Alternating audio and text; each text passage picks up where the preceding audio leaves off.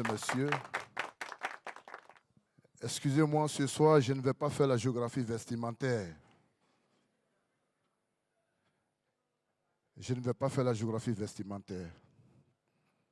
Et je suis très honoré ce soir de me retrouver parmi vous. Alors, comme elle a dit tantôt, je suis M. Doumbia Aboubakar, plus connu sous le nom de Abou Nidal de Genève. Je suis issu d'une famille de plus de 38 enfants de père polygame. Ma mère a fait 15 enfants. La deuxième femme de mon père, 15 enfants. La troisième femme de mon père, 8 enfants. Et il y a même un dehors que je n'ai pas compté. Alors, vous voyez déjà, dans une famille de plus de 38 enfants, ce n'était pas facile. C'était comme une jungle. Parce qu'il fallait se battre d'abord dans sa propre famille pour exister. Donc, je me suis battu dans ma famille. Et je continue de me battre pour la famille. Parce que la famille est importante. Alors, je me suis retrouvé très tôt à effectuer des petits boulots. Pendant que mes amis, leurs parents leur donnaient de l'argent de poche pour manger à la récréation, moi, je n'ai pas bénéficié de ça parce qu'on était très nombreux. Donc, je partais cirer les chaussures les samedis, les dimanches. Et l'argent que je gagnais, je donnais une partie à ma mère. Et la deuxième partie me permettait de manger à la récréation à la maison. Donc, l'entrepreneuriat a commencé depuis ce moment. Parce qu'il fallait se battre pour exister. Alors, j'étais obligé d'arrêter mes études à 10 ans. Je suis sorti de l'école, mais je voulais aller à l'école. Les parents n'ont pas pu payer ma scolarité, je me suis retrouvé dehors. Et je n'ai pas voulu baisser les bras. J'ai commencé à faire des cours en dehors de l'école. J'ai commencé à faire des cours avec mes amis du quartier. J'ai travaillé en tant que mécanicien Caterpillar chez mon oncle. Donc, lorsque j'ai pu économiser un peu d'argent, je suis allé m'inscrire à l'école pour pouvoir avoir quand même un petit diplôme.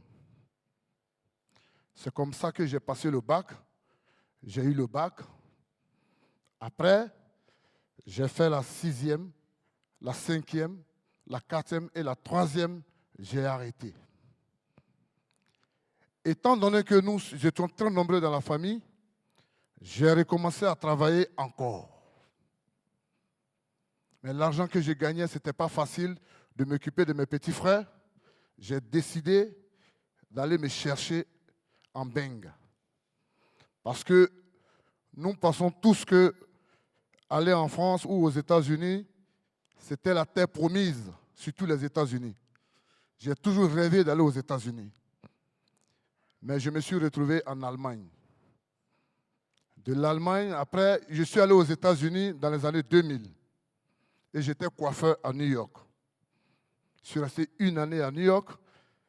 Et lorsqu'il y a eu les attentats du World Trade Center, je suis revenu en Europe, je suis allé m'installer à Genève. C'est ce qui explique le nom Abou Nidal de Genève. Et il y a eu l'avènement du coupé-décalé. Le coupé-décalé qui est né à Paris avec mes amis Lino Versace, Boros Sandi, Serge Defalé, Lomola, Douk Saga, pour ne citer que ceux-là. Qui n'a jamais dansé une chanson coupée-décalée ici dans la salle? Qui n'a jamais dansé au son d'une chanson coupée-décalée? Qui a déjà dansé au coupé-décalé? Alors, le coupé-décalé naît à Paris dans les années 2000 et nous venons en Côte d'Ivoire en 2002 lorsque le pays traversait une crise sociopolitique. Le b.a.-ba du coupé-décalé, c'est de faire danser, faire oublier les soucis. Le coupé-décalé a fait danser la jeunesse ivoirienne et même au-delà de la Côte d'Ivoire. Et moi, j'ai commencé ma promotion de proximité dans les écoles. Et Dieu merci, j'ai pu faire le tour du monde et j'ai beaucoup voyagé grâce à cette musique. Cette musique m'a permis de faire des rencontres. Cette musique m'a permis d'être ce que je suis aujourd'hui. Mais vous vous souvenez quand je disais tout à l'heure que j'ai fait ma promotion de proximité dans les écoles. Donc les élèves ont fait de moi ce que je suis. Je partais chanter dans les kermesses, dans les belles de fin d'année. Et j'ai décidé, un tant soit peu, ce que ces jeunes-là ont fait de moi, de retourner dans ces écoles. Parce que le coupé-décalé m'a permis d'avoir un impact sur la jeunesse. La chaussure qui parle, j'ai été ciré de chaussures. 20 ans après, mon premier concept, c'est la chaussure qui parle. Donc rien ne se perd, tout se transforme.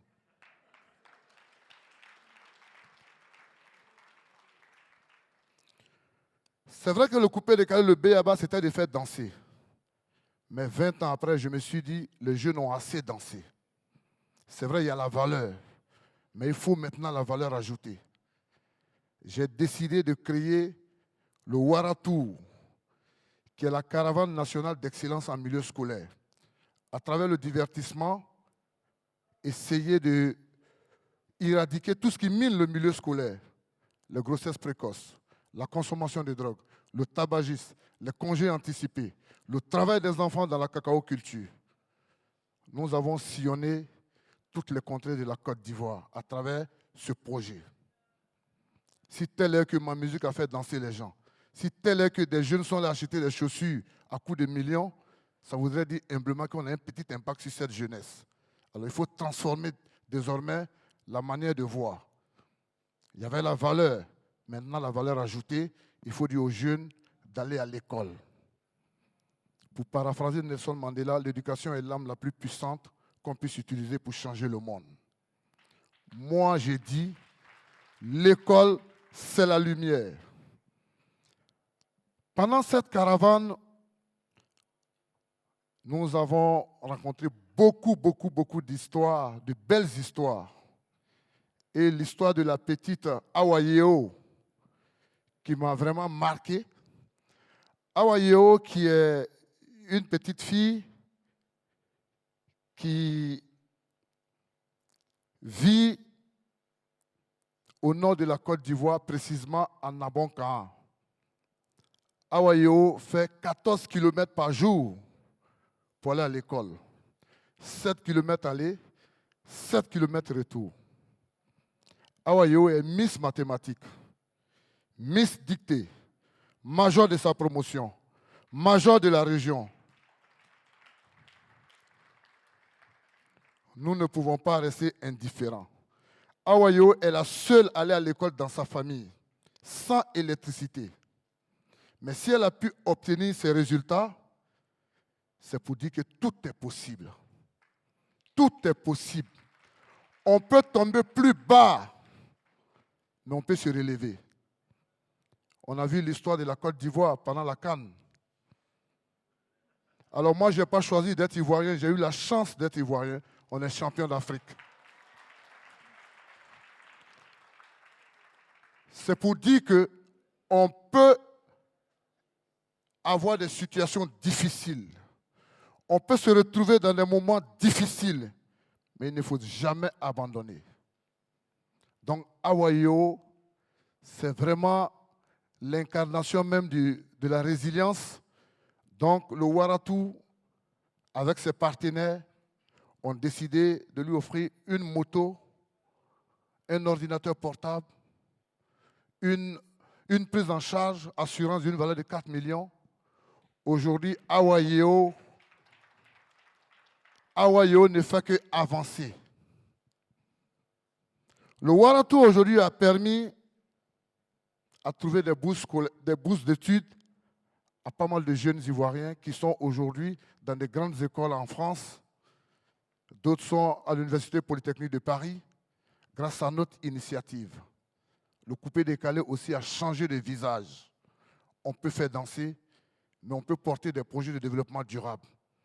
Et grâce à ce projet, Dieu merci, nous avons la reconnaissance du pays de la Côte d'Ivoire.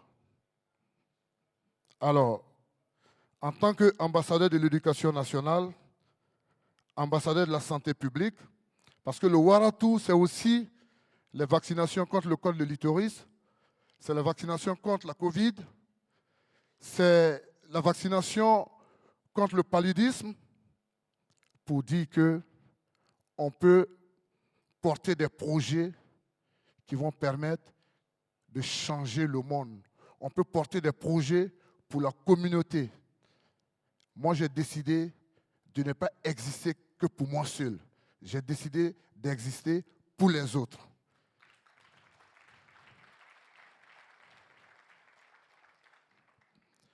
Mesdames et messieurs, le parler n'est pas mon fort. Si c'était pour danser, je pense que ici, les gens allaient plus applaudir. Parler n'est pas mon fort, donc soyez indulgents.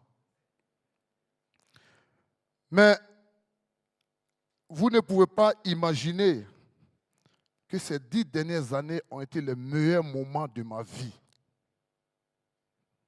C'est vrai, on peut se retrouver souvent dans les discothèques, acheter le champagne. C'est bien beau.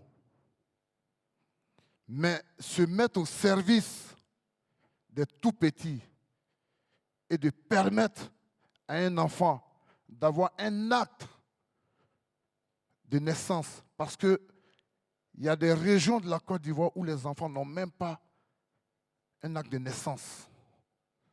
Il y a des régions de la Côte d'Ivoire où les enfants n'ont même pas un cahier pour aller à l'école. Je suis dans les écoles, je sais de quoi je parle. Mais l'État seul ne peut pas tout faire. L'État, c'est vous, c'est moi, c'est tous ceux qui sont ici qui forment l'État. Moi, j'ai décidé de porter ce projet. Mais j'aimerais ce soir passer une doléance. C'est une doléance.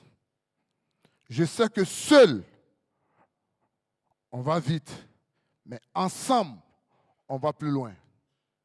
Je vais vous raconter une anecdote pour terminer.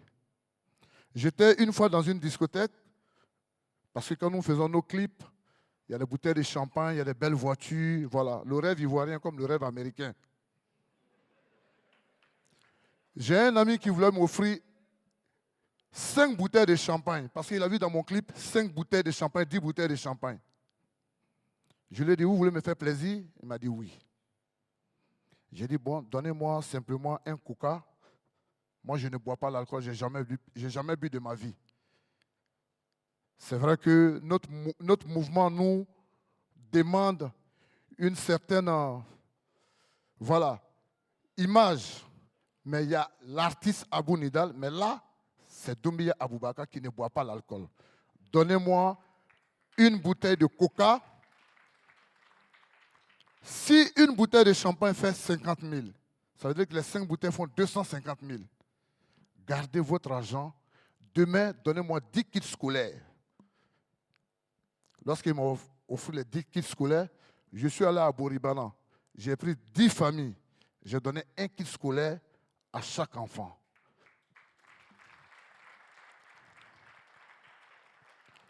Le père était content, était touché, impacté directement. La mère était impactée directement. L'enfant qui venait de recevoir le kit scolaire était impacté directement. L'école où l'enfant devait partir étudier était impactée directement. C'est pour dire qu'on n'a pas besoin d'être millionnaire ou milliardaire pour servir la communauté. Je vous remercie.